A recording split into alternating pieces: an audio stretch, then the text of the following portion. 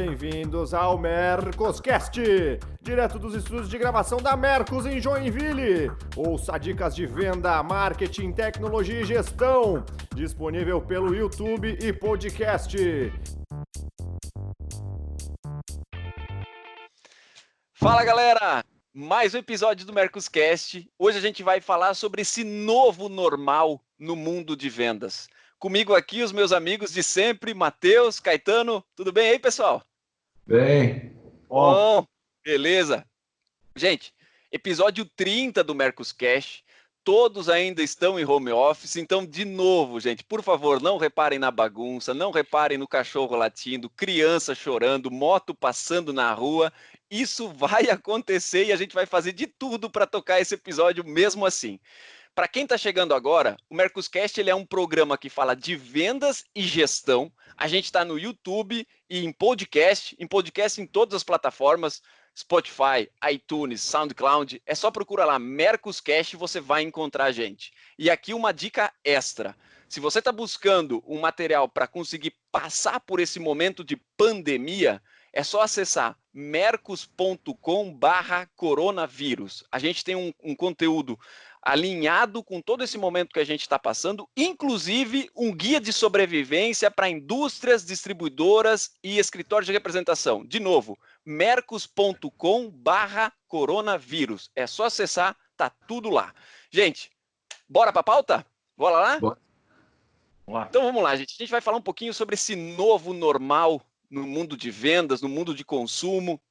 E a primeira coisa que eu quero fazer aqui é convidar Matheus e Caetano para que vocês digam para toda essa audiência o que mudou na vida de vocês desde que essa pandemia foi decretada, meus caros. Eu posso começar, Matheus? Eu troquei a poltrona do avião pela poltrona do escritório, onde eu estou sentado agora. Claramente isso aconteceu. No começo com um pouco mais de estranhamento, mas hoje já dentro de uma normalidade que é absolutamente assustadora. Eu acho que os clientes não vão querer mais que eu pegue avião. Porque está muito legal a distância, você consegue ficar próximo, claro, fora toda a tragédia, sempre fora a tragédia. Tá muito bacana estar próximo dos clientes sem ter que ficar viajando, porque você acaba quando você viaja para um compromisso, você tem que resolver tudo naquele compromisso. E parece que quando você fica próximo de uma maneira mais fácil, você pode parar para pensar, por exemplo, né? Então vamos dar uma pausa hoje, amanhã a gente volta a conversar sobre esse assunto, e parece que os assuntos amadurecem com muito mais velocidade. Então, em uma semana que você tenha conversas diárias com uma mesma empresa, por exemplo, no meu caso, como consultor ou como conselheiro, equivale ao que eu tinha antes, indo lá e passando um dia só. Só que era um dia a cada 30 dias. Hoje é um dia, uma hora por dia durante uma semana. Então, essa mudança de padrão, ela já aconteceu. E o pior, o que é fato, ela já está aceita, né? Eu não vejo muito a gente parando de fazer isso, ou passando esse momento que vai passar em algum momento, e que esse cliente queira pagar R$2.000, por exemplo, numa passagem aérea para ir para lá. E isso é uma pressão que vai existir.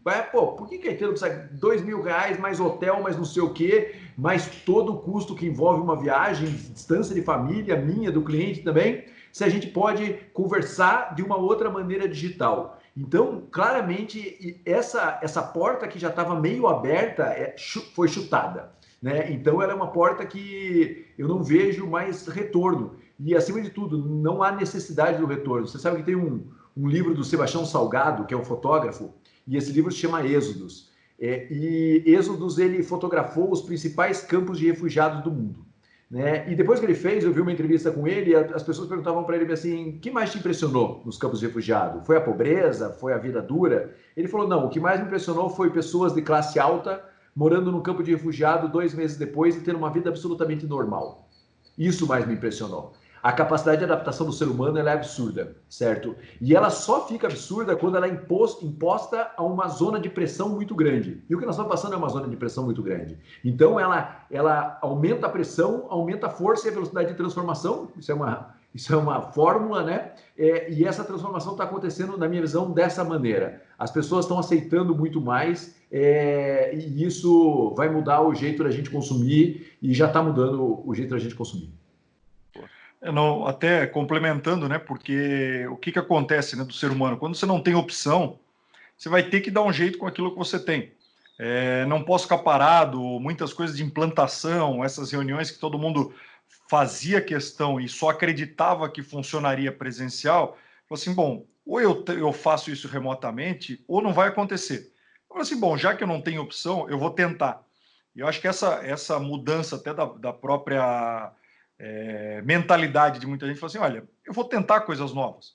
Né? Com inovação é um pouco disso. Eu vou tentar um modelo novo, eu vou tentar uma reunião de forma diferente, eu vou tentar um processo diferente, porque parado, se for do jeito que eu sempre fiz, eu vou ficar parado, não tem solução.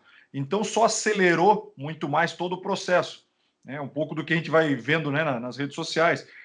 A transformação digital, né? O que acelerou a transformação digital da sua empresa? É o CEO, é o diretor, é o mercado? Não, é o coronavírus. Foi ele que... Foi a tragédia que fez com que todo o processo de transformação digital das empresas acelerasse. Porque ela não... Antigamente falava, mas no mercado X está fazendo, a indústria 4.0 no país tal está mais adiantada ou menos, mas fica sempre achando que não vai chegar, né? Que está longe de você tudo isso.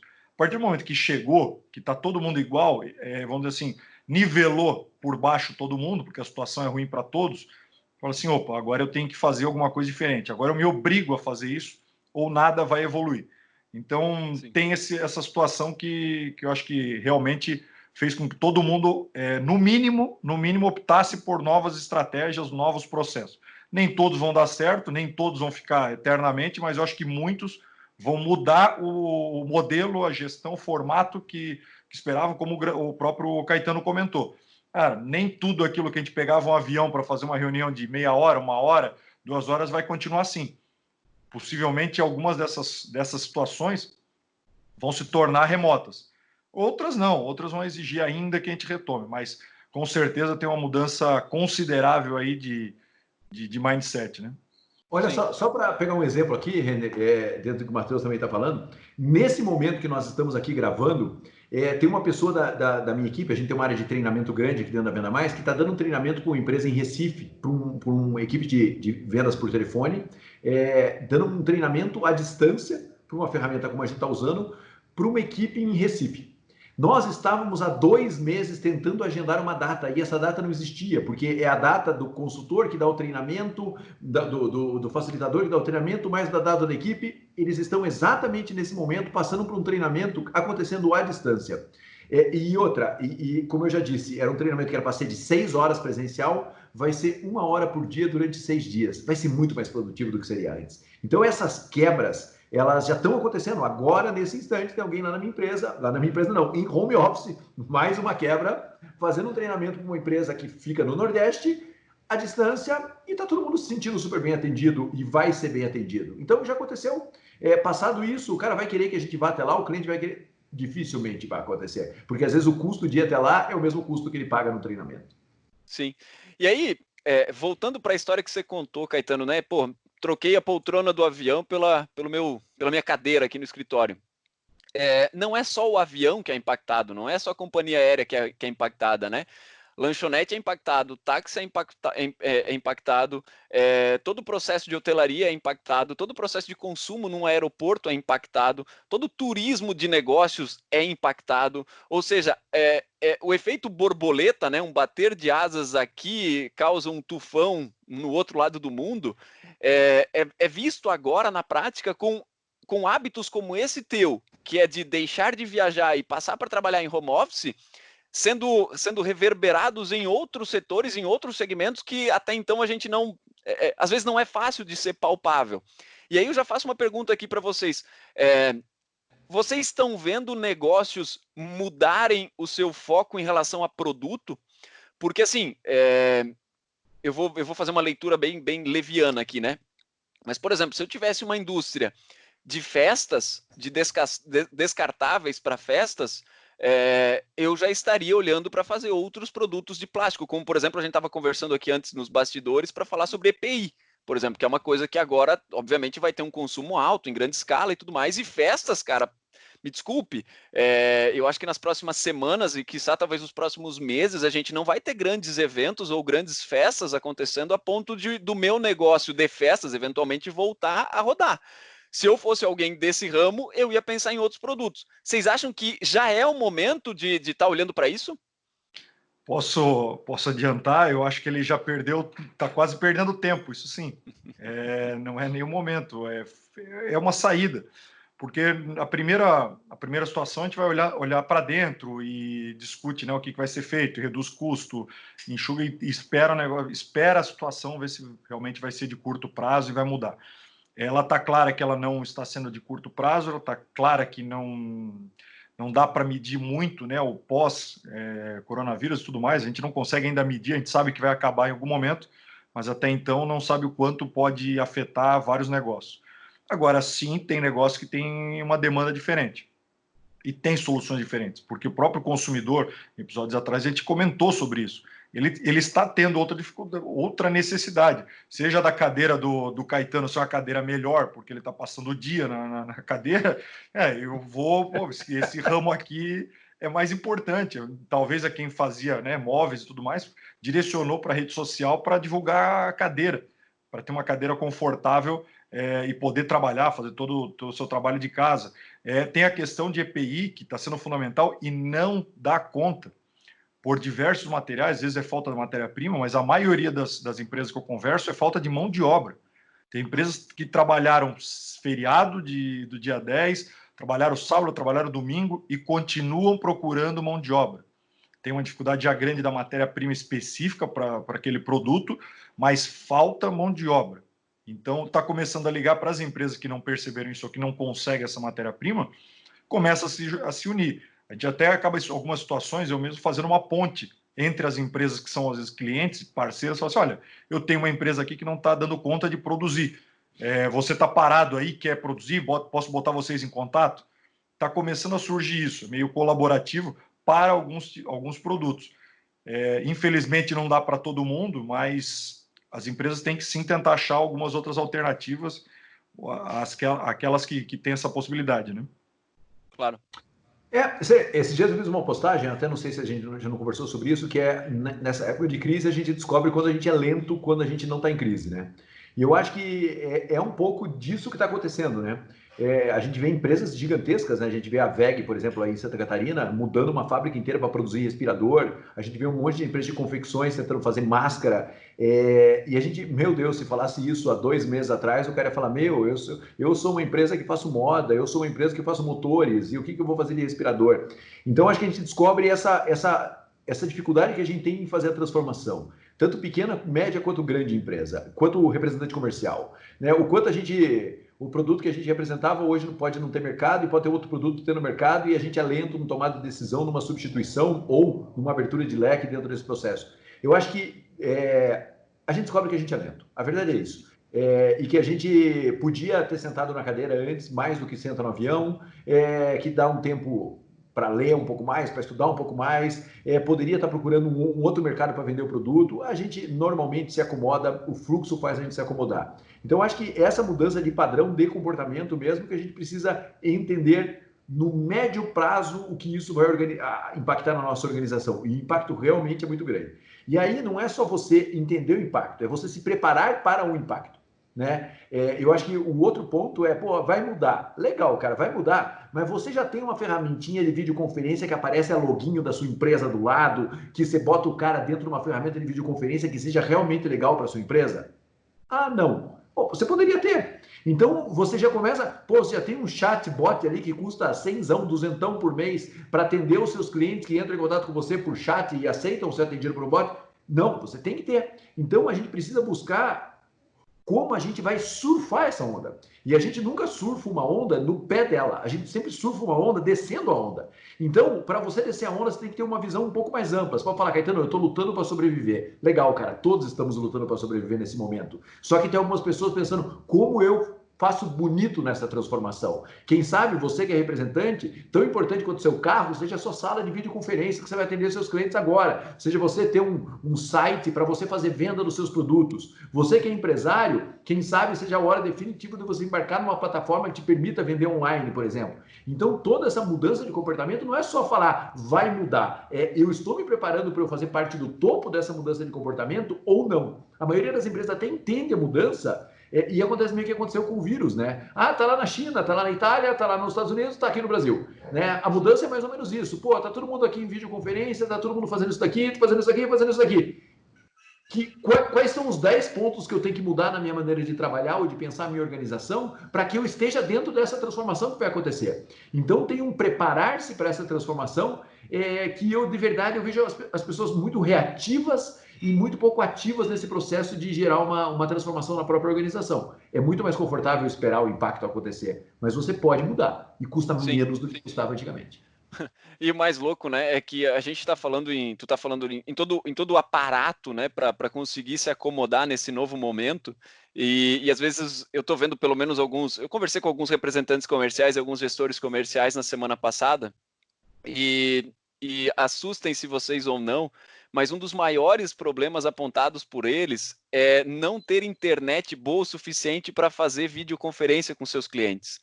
E assim, gente, existem alguns lugares em que sim, existe limitação de boa internet, mas eu entendo que na atualidade a gente já não tem mais tanto lugar assim com tanta deficiência de internet, né?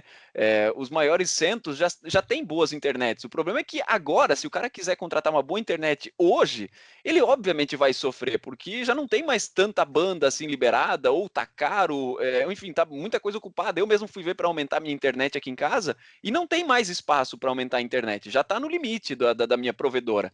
Então, assim, né, aquilo que você falou, né, uma visão mais macro e para se preparar para o negócio faz bastante sentido. E se for agora, né, se o cara que está assistindo isso em meados de abril, que é quando a gente está gravando, ainda se deu conta que não vai ter uma boa internet, eu não sei o que o cara está esperando para começar a achar alguma opção de boa internet, porque essa é uma verdade que veio para ficar. Né? A gente está falando agora do novo normal, e eu entendo sim que o novo normal, pelo menos nos próximos meses, vai ser de uma massiva força de trabalho em home office, uma massiva quantidade de gente passando os finais de semana em casa, não se deslocando a grandes eventos, não saindo para o grande varejo, enfim, só saindo de fato quando precisa. E, gente, eu tô usando o senso comum aqui, e estou falando isso hoje, né, em meados de abril.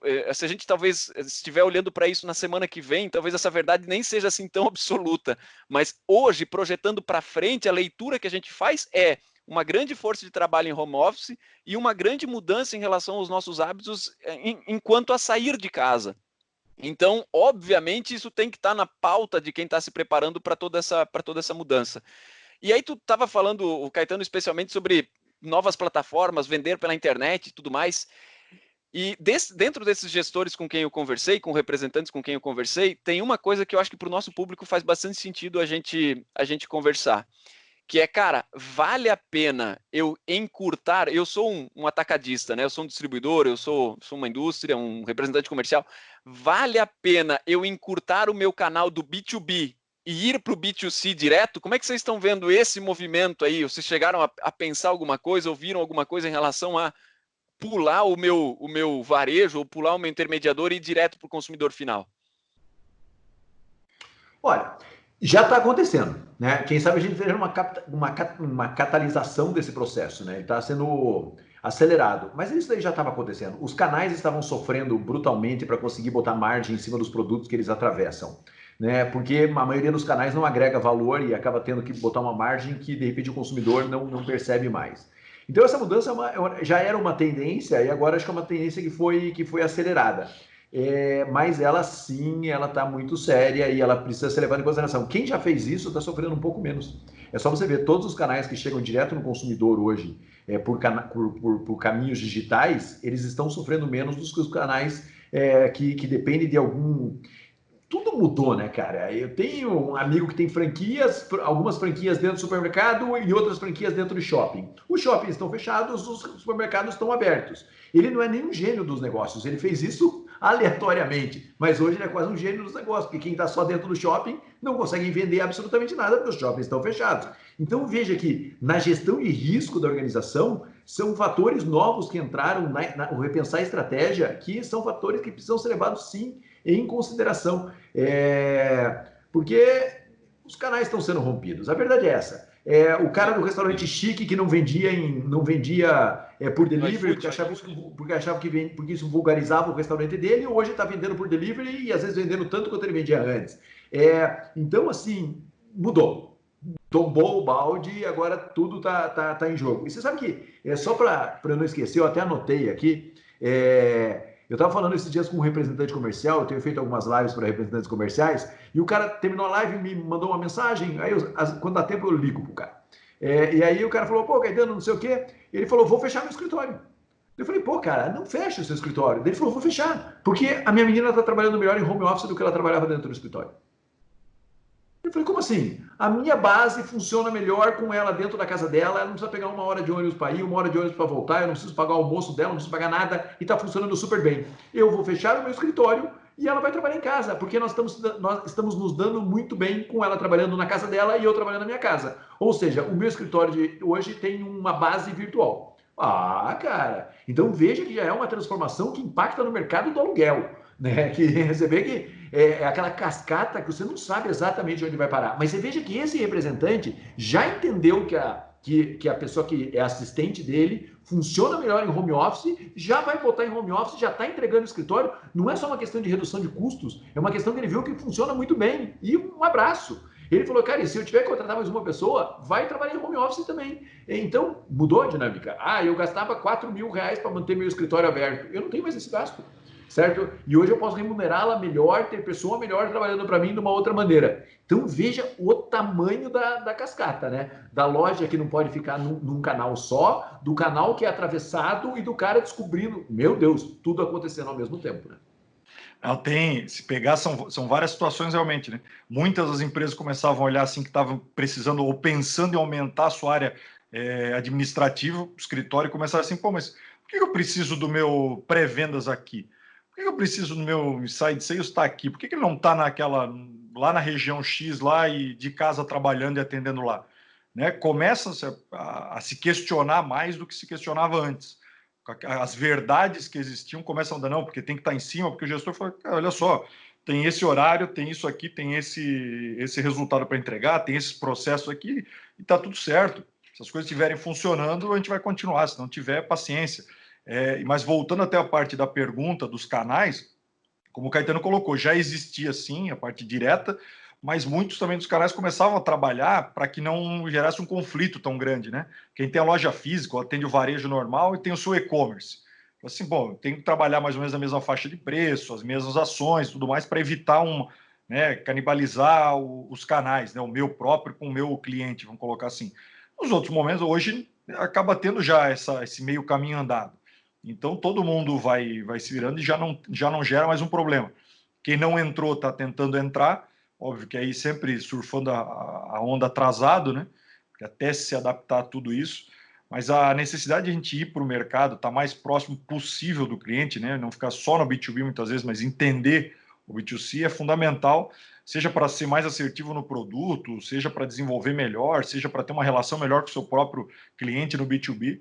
Mas se realmente tivesse contato com o seu cliente lá na ponta, tem muita coisa que evolui no seu processo, né? Sim.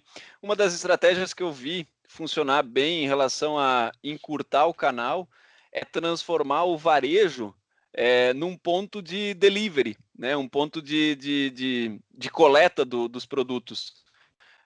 E aí são as indústrias, as distribuidoras se expondo digitalmente, e aí beleza, eu quero comprar esse celular aqui, beleza, tu pode comprar esse celular aqui.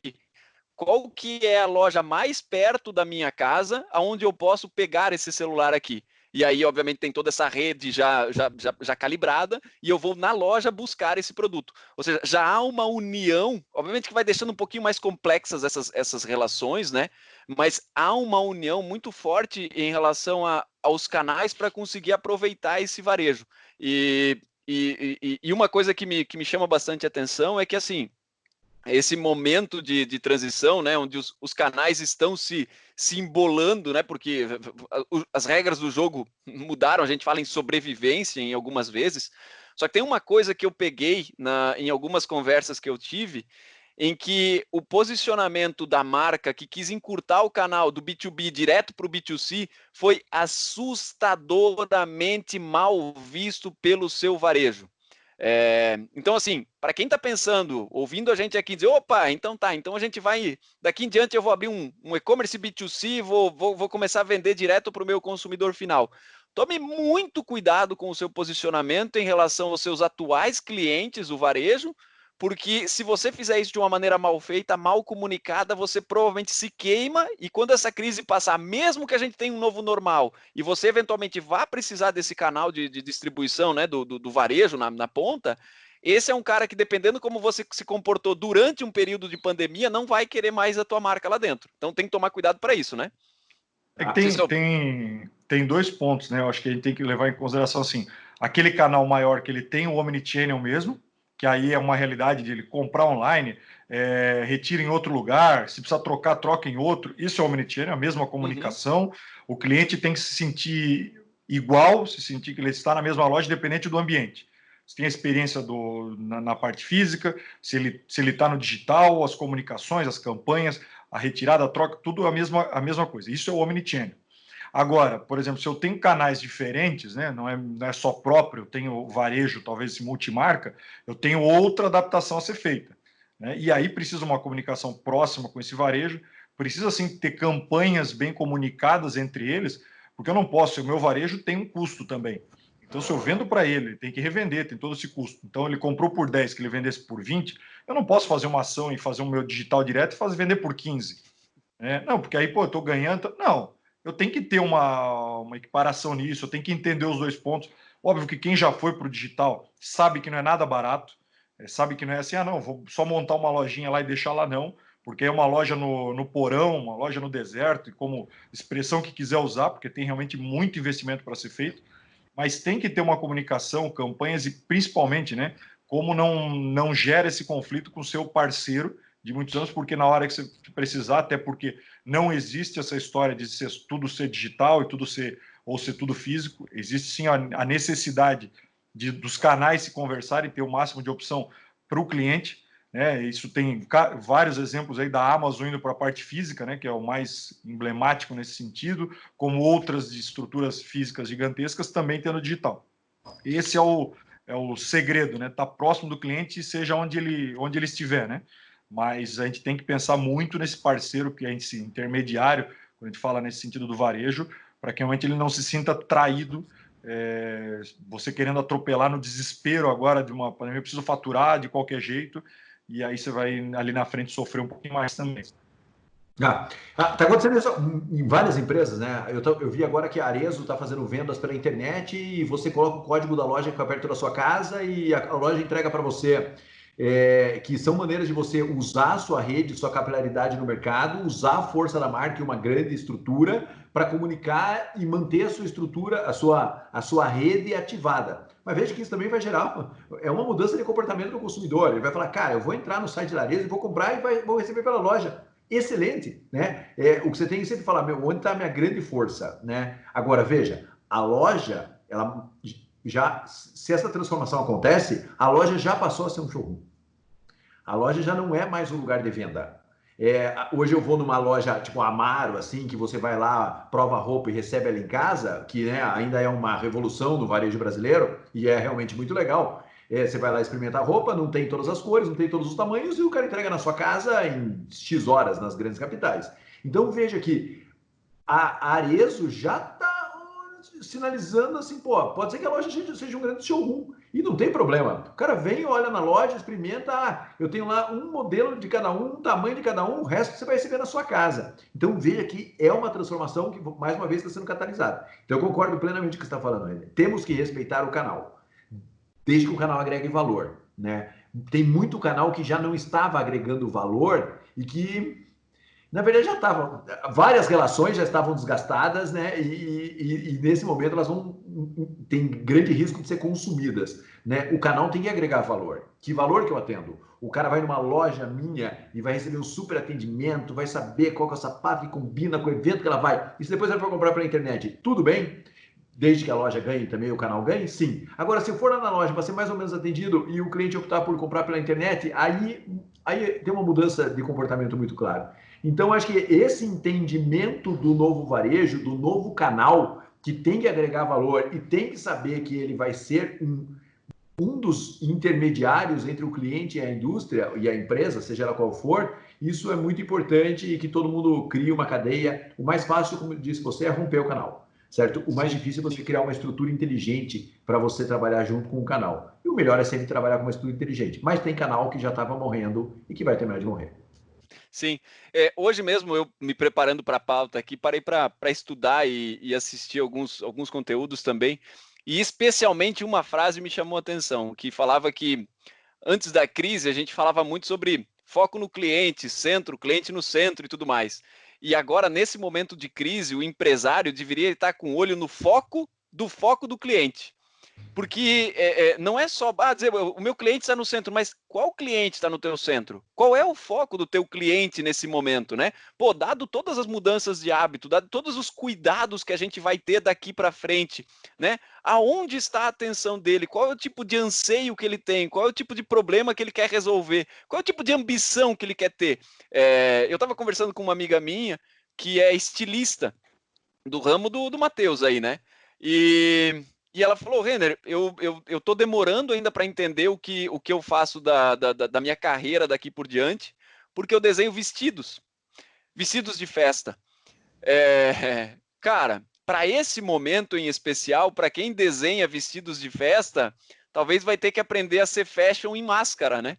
Talvez vai ter que ser fashion em avental de médico. Eu estou sendo bobo aqui nas colocações, mas a verdade é essa, porque essa pessoa está totalmente desamparada nesse momento. Ela olha em volta e diz, cara, que vestido eu vou desenhar agora? Tipo, não tem vestido para desenhar agora, meu amigo. Tipo, mas vai ser no pós-crise. Cara, mesmo pro pós-crise, pós-pandemia, a não ser que a gente tenha uma vacina e toda a humanidade esteja vacinada, e aí eu até troco com vocês, eu não sei vocês, Matheus e Caetano, mas eu, por exemplo, enquanto a gente não tiver uma vacina, uma mínima garantia de que a gente está imunizado e que a gente tem um tratamento ok, eu não vou me dar o luxo de ir para uma festa de formatura com 500 pessoas aglomeradas se acotovelando.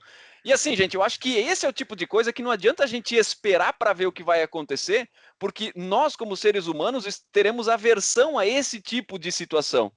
E então, se eu tivesse agora pensando com a cabeça de empresário, eu ia estar olhando para tudo que mudou na cabeça do meu consumidor, partindo inicialmente de mim. Renner, mas tu vive numa bolha. Então, beleza, vamos começar primeiro dentro da minha bolha e depois eu vou começar a ampliar para fora para entender o que está acontecendo. E aí eu queria trocar com vocês, e já entrando já para o final do nosso papo aqui, o que vocês acham que vai estar em alta e baixa? Aqui é só um exercício de futurologia do jeito mais escrachado que vocês podem imaginar. Eu estava lendo alguns conteúdos que diz que a menina dos olhos do varejo dos próximos meses vão ser todos os materiais de higiene e limpeza.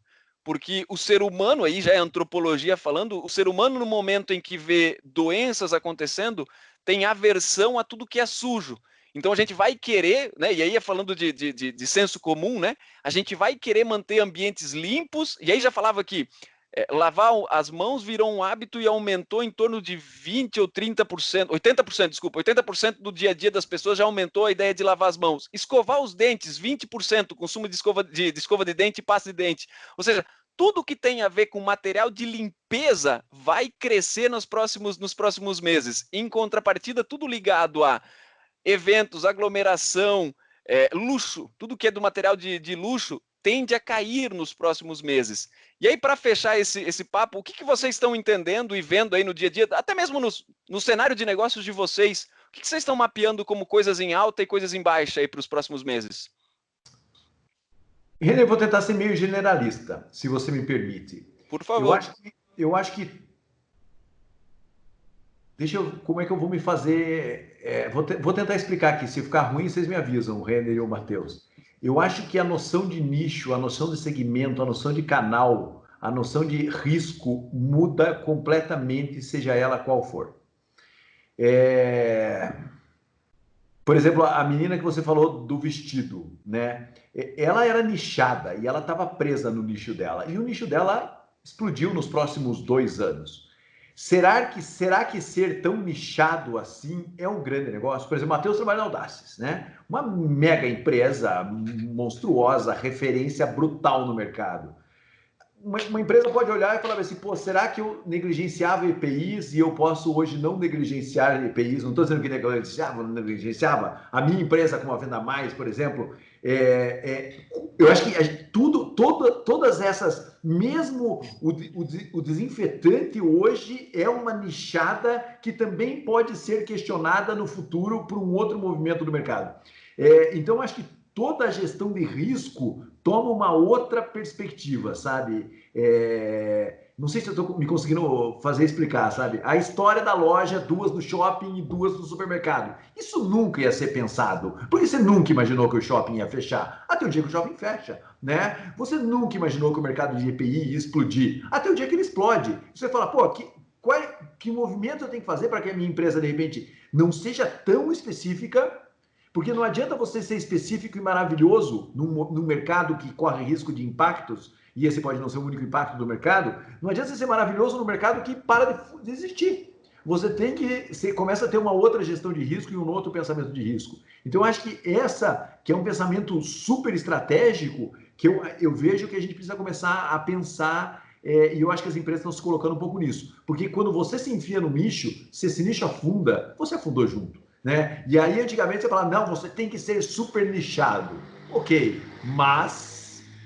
Então, acho que essa noção de nicho, essa noção de canal, essa noção de modelo, ela está passando por não sei para onde vai, mas eu sei que está passando por um questionamento brutal. Gestão de risco, acho que é um termo para isso. O planejamento começa a mudar, né? Você começa a ter que achar outras alternativas, a pensar realmente muito mais. Quando falando assim em níveis de produtos, né, que tendem a voltar mais. A gente vê ainda na parte de alimentação, estava discutindo esse final de semana com alguns amigos e falou assim, olha, a gente não sabe nem o que faz mais para cozinhar tanto em casa. Eu costumava, obviamente, estar mais em restaurante e tudo mais, então estou consumindo muito mais em alimentação em casa. Então, os supermercados, as questões, assim, às vezes até alguns diferenciais, às vezes as pessoas estão consumindo porque realmente estão o dia todo cozinhando em casa. Então, tem, obviamente, alguns setores que tiveram uma demanda, um aumento. Se olhar essa questão, você falou de limpeza, higiene em si, mas o ponto do setor farmacêutico, a questão de vitaminas aumentou, por causa de questão de saúde, imunidade, todo mundo preocupado com isso.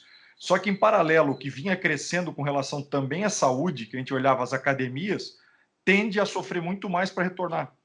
Porque por mais que chegue algum decreto, fala, olha, agora liberamos a academia. É a mesma coisa. E aí? E a coragem de todo mundo ir para o mesmo ambiente fechado? E a coragem de todo... Então, é aquela famosa história do tiroteio que está acontecendo ali. Só vou se eu for obrigado a ter que passar por ali. E torcer para não pegar nem de raspão. Mas se eu tiver a chance de não ir, começa o quê? Será que eu vou procurar outro esporte que eu continuo precisando para a questão de saúde? Não posso ter aglomerado, não posso estar na academia. Será que eu vou o quê? Vou pegar uma bicicleta e vou pedalar? Será que eu vou sair para correr? Estou pensando assim, vai mudar muitas coisas que vinham numa crescente, né? Vai sofrer mais.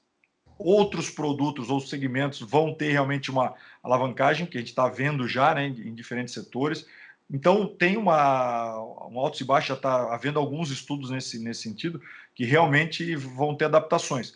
Com relação à própria amiga na questão do vestido, não sabemos quanto tempo vai levar. Agora, talvez a questão dela do papel, de tudo mais, aquele processo, ela vai ter que digitalizar, fazer alguma outra coisa. De repente, está vendendo o próprio desenho de forma digital, 4D. Vou usar mais um exemplo que já vinha acontecendo, ainda não de grande escala, mas não sei se vocês acompanharam alguns tempos atrás, algumas grandes marcas mundiais tiveram desfiles com vamos dizer assim, com modelos virtuais e roupas só virtuais, que nem vendido em loja existia, ou só foi desfilado. Vamos colocar a questão da Nike. A Nike vende tênis virtual para o Fortnite. Então, não tem a questão física, não tem a compra, não tem a loja, mas é o digital. Será que para ela fazer o vestido digital pode ser algum canal de ir para um outro ramo? Continuar fazendo vestido de festa para outras ocasiões? Ou pessoas que estão... Agora a gente cansa de ver quem fez aniversário, né? Final de abril, início final de março, abril, assim, está comemorando em casa com a família. Bom, mas quer bater uma foto com a família, com não sei o quê, ela vai botar uma roupa, né, muitas vezes mais arrumada. Tem gente que casou nesse período. Estava programado uma festa, falou assim, o casamento existiu. Foi lá e brindou. Eu vi isso já. Aconteceu, falou, não foi cancelado. Mas falou assim, olha, a data foi para nós, né, valeu, brindaram. Então vão acontecer algumas situações que talvez, por algumas questões de vestuário que não é a primeira necessidade, pode ainda se manter. Mas eu acho que é muito de virar a chave mais rápido do que a gente pensava antes com relação a isso, de outros canais e ter, vamos dizer, ir para o ramo mais digital que pode estar crescendo. Renner, deixa eu só, antes de terminar, posso só incomodar 5 minutos aqui? Eu vou pegar um exemplo aqui, porque o Matheus falou de um exemplo, e aí eu estou falando bastante de gestão de risco, né? Acabei indo muito para esse viés nessa conversa nossa, porque é uma mudança clara. Eu tenho um amigo que tem uma rede de academias. Olha só que louco isso daqui. Ele fechou a academia e ele alugou os equipamentos dele para as pessoas usarem em casa. E as pessoas começaram a ligar para ele e falaram assim, mas você não tem equipamento para vender? Ele falou, como assim? Pô, eu queria comprar equipamento para ter em casa. Ele falou, não tem equipamento para vender. Cara, veja que ele já tem um canal novo. Ele pode ser um revendedor. Por que a academia é o lugar onde a pessoa vai malhar se você faz uma demonstração paga do equipamento e a pessoa não pode levar esse equipamento para casa? Então veja que ele pode levar o equipamento para casa, ele pode ter o personal dando aula online, porque tu tem personal dando aula online, é uma coisa de louco, e ele tem um outro negócio dentro da própria academia. Mas antes da crise, ele só tinha uma academia na qual as pessoas iam, estacionavam seu carro, guardavam sua roupa, faziam academia, iam embora para casa e achavam que pagavam caro. E agora ele descobriu que dentro da academia ele tem uma possibilidade enorme de outros negócios que ele nem pensava quando as pessoas iam lá confortavelmente. Então veja que você pode olhar para o seu negócio e falar, de que maneira eu transformo esse negócio que eu tenho na minha mão? De que maneira eu consigo, mais uma vez, surfar essa onda e não simplesmente daqui a pouco recolho todos os equipamentos, boto dentro da academia e tudo volta a ser como era antes. Porque não vai ser como era antes. Muito bom, cara. Eu vou falar que eu aprendi. Vou só complementar essa dali, porque eu lembrei que tem marcas que fazem a questão de roupas para você colocar na sua foto no Instagram. Você compra aquilo, paga, já está com numa pose, uma foto já sua, e troca de roupa, bota outra roupa só para postar no Instagram. Tem bastante coisa que não é muito talvez a nossa realidade. Tem gente que paga para bater foto dentro de jatinho, para fazer essas coisas pela ostentação da rede social, mas tem. Então, assim, acaba que para um é interessante, por que para outro não pode ser um canal, né, de vender, de fazer alguma coisa nessa roupa? Então, existe muita coisa aí que se abre aí nesse momento. Muito bom, cara. Na verdade, a dica da academia foi ótima, porque assim, voltado o novo normal, quando as pessoas voltarem aí para academia, esse teu amigo aí, eu não sei como é que ele está pensando no negócio, mas esse amigo do Caetano, eu acho que em todo o equipamento que ele tiver, vai ter uma etiquetinha agora com o preço de quanto custa esse equipamento, né? E se bobear com um código de barra para o cliente bater ali já comprar e na saída já da catraca já levar o halter embora, já se for o caso. Exatamente. Claro, porra. Claro, muito bom, muito bom. Gente, dito isso, podemos encerrar? Temos um episódio? Opa! Temos. Gente, então, muito obrigado por quem acompanhou a gente até aqui. Deixa um comentário, deixa um like no vídeo, compartilha no teu grupo. Quem está precisando de novos ares, olhar para frente e tentar entender o que vai acontecer com todo esse mercado, precisa conhecer esse vídeo. Faz uma mãozinha aí e é só compartilhar. E, de novo, você pode escutar a gente no Spotify, no iTunes, no SoundCloud, é só procurar Mercoscast. E não esquece, se estiver se sentindo perdido, mercos.com/coronavírus. Acessa ali, você vai ter um monte de material bem interessante para esse momento que a gente está passando. Então, pessoal, Matheus, Caetano, muito obrigado, meus amigos. Até a próxima. Até a próxima. Valeu. Tchau, pessoal. Tem alguma sugestão de pauta, crítica ou comentário? Mande e-mail para mercoscast@mercos.com. E até a próxima!